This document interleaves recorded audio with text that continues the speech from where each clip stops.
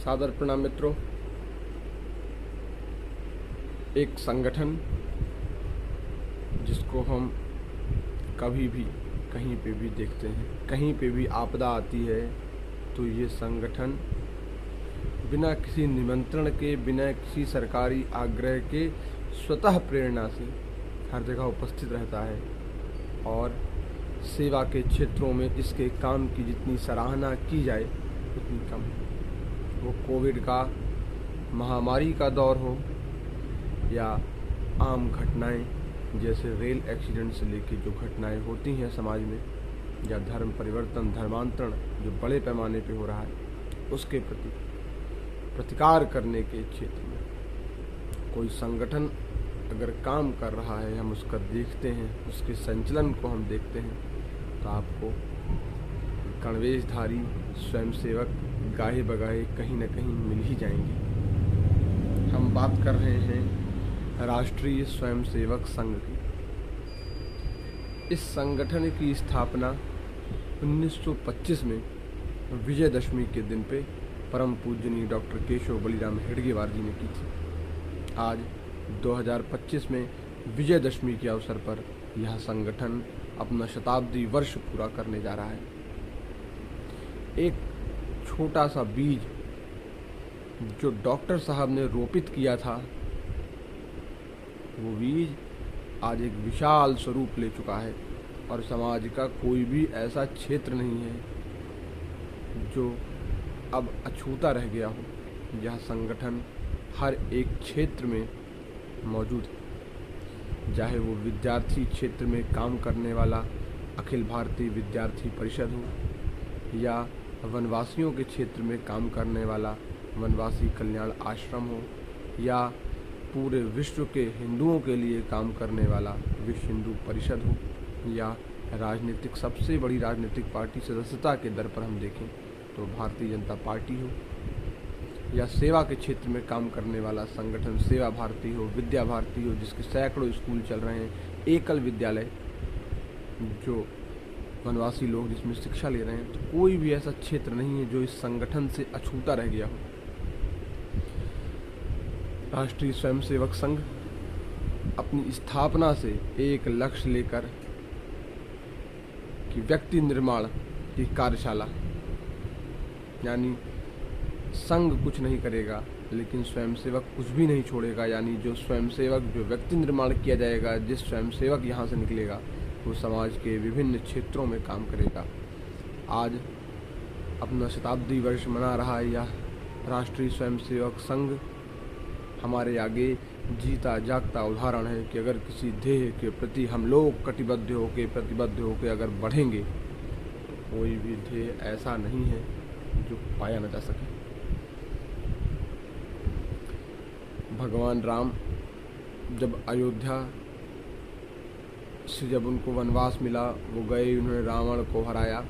रावण को हराने के बाद लक्ष्मण जी ने कहा कि अग्रज भ्राताश्री, ये लंका सोने की है, अपने अयोध्या में तो कोई ऐसा है नहीं कि लंका सोने की है, क्यों ना हम इस लंका पे रुकें, इस लंका पे राज करें, हम इसको जीते हैं, यहाँ की जनता की सेवा करें।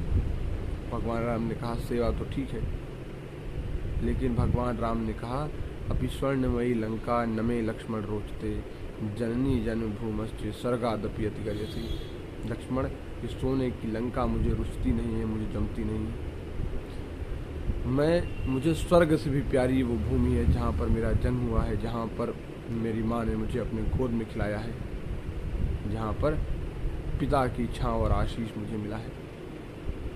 उस जन्मभूमि के लिए, इस मातृभूमि के लिए, इस कर्म भूमि के लिए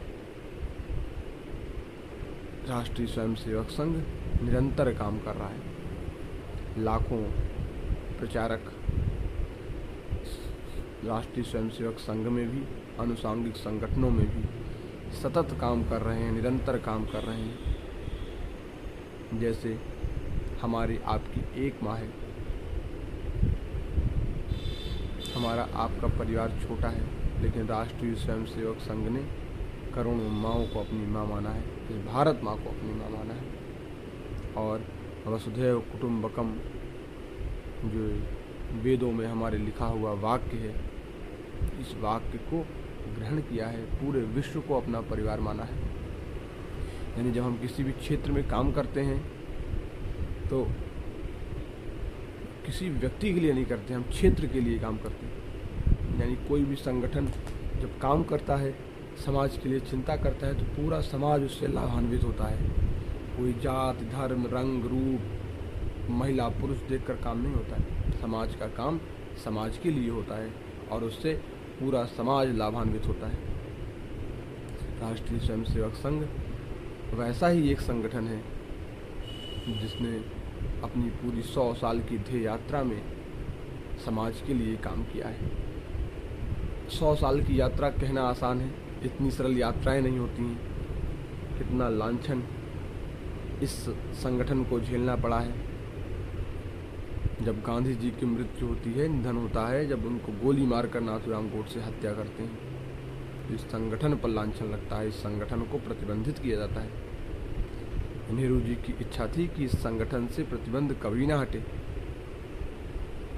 लेकिन होनी को कुछ और मंजूर था और यह संगठन बेदाग था, इसलिए उसको उस समय की अदालतों ने परम पूजनीय गुरु जी को क्लीन चिट दी और फिर से प्रतिबंध संघ से हटा और फिर से संघ काम करने लगा। इमरजेंसी के दौर में जब इंदिरा गांधी ने इमरजेंसी लगाई, तो इमरजेंसी तो लगाई, साथ ही साथ राष्ट्रीय स्वयंसेवक संघ को प्रतिबंधित कर दिया। उस समय भी लाखों स्वयंसेवकों को जेल में डाला गया, प्रताड़ित किया गया, उनको मारने का कुत्सित प्रयास किया गया, लेकिन जब सरकारें इस पे नहीं सफल हो पाई और अंत में राष्ट्रीय स्वयंसेवक संघ के प्रतिकार के बदौलत इमरजेंसी इंदिरा गांधी को हटानी पड़ी।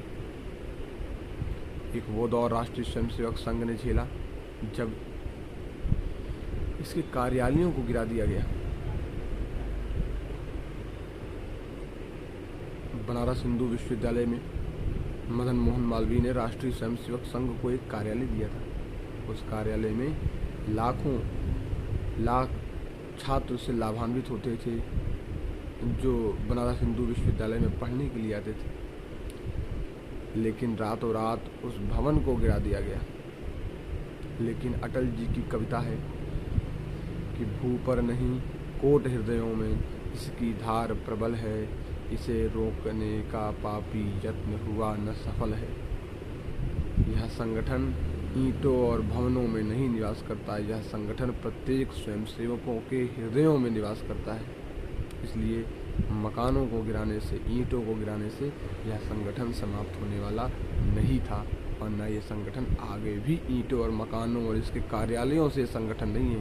ये संगठन व्यक्ति व्यक्ति में जगाए राष्ट्र चेतना, जनमन संस्कार करें, यही साधना, जनमन को संस्कार करने की साधना लेकर चलने वाला संगठन निरंतर आगे बढ़ रहा है। वेद का यह मंत्र चरैवेति चरैवेति मानो इस संगठन के कार्यशैली में साकार हो गया। यह संगठन निरंतर चलता जा रहा है। ये चल रहा है अपने स्वयंसेवकों के त्याग से, अपने प्रचारकों के त्याग से और लाखों करोड़ों परिवार जो राष्ट्रीय स्वयंसेवक संघ से जुड़े हैं उनके सहयोग से। यह संगठन कोई बाह्य सहायता नहीं लेता, अपने ही स्वयंसेवकों के गुरु पूजन से जो राशि आती है उससे अपने पूरे साल भर की जितनी इसकी गतिविधियां चलती हैं उसमें वो सहयोग करता है। अब बहुत सारे संगठन, अनुषांगिक संगठन जो इस मात्र शाखा से निकले, आज स्वयं में इतने सक्षम हैं कि वो अपने सारी व्यवस्थाएं खुद कर लेते हैं। यह संगठन समाज के लिए एक वरदान है। गुरु जी ने कहा था कि हमें समाज का संगठन नहीं करना है, हमें समाज में संगठन करना है। जी कॉन्सेप्ट ही नया है। यानी ऑर्गेनाइजेशन जब हम बात करते हैं टू और more people come together for a definite purpose और सेम गोल, लेकिन इस संगठन कुछ लोगों को लाना नहीं है, कि हमारी ऑर्गेनाइजेशन, आप इसमें आ जाइए। यह संगठन पूरे समाज का संगठन है, पूरे समाज को एक साथ लेके चलने का नाम संगठन है। ये हिंदू समाज के अंदर संगठन है, ये हिंदू समाज का संगठन है।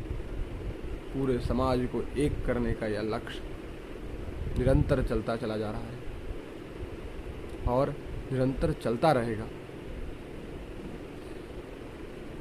कितनी गर्व की बात है एक स्वयंसेवक होने के नाते कि आप ऐसे संगठन से जुड़े हैं जो अपनी 100 साल की यात्रा पूरी करने जा रहा है। यह 100 साल कितने कठिन दौर रहे होंगे, हम सोच सकते हैं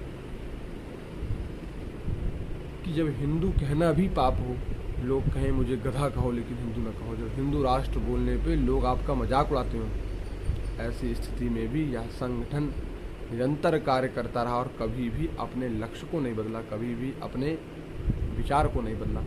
आज भगवान राम का राम मंदिर, या हम उसे कह सकते हैं राष्ट्र मंदिर, अगर आज एक विशाल स्वरूप में हम लोग को दिखता है तो इसके पीछे भी राष्ट्रीय स्वयंसेवक संघ से निकले हुए स्वयंसेवकों की प्रेरणा थी, जिन्होंने इस क्षेत्र में काम किया, जन जागरण किया। तो यह संगठन ऐसे ही बढ़ता रहे। हम अगर इस संगठन से नहीं जुड़े हैं तो हम इस संगठन से अवश्य जुड़ें और समाज में कुछ अच्छा कार्य करें। संघ को समझना हो तो शाखा जाइए। गुरु जी कहते थे संघ को समझना हो तो पिक्चर, टीवी, न्यूज़पेपर से मत जानिए, संघ को समझना है तो शाखा में जाइए।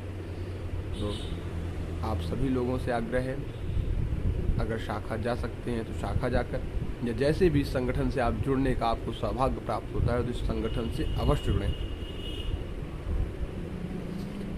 आप सभी को नमस्ते।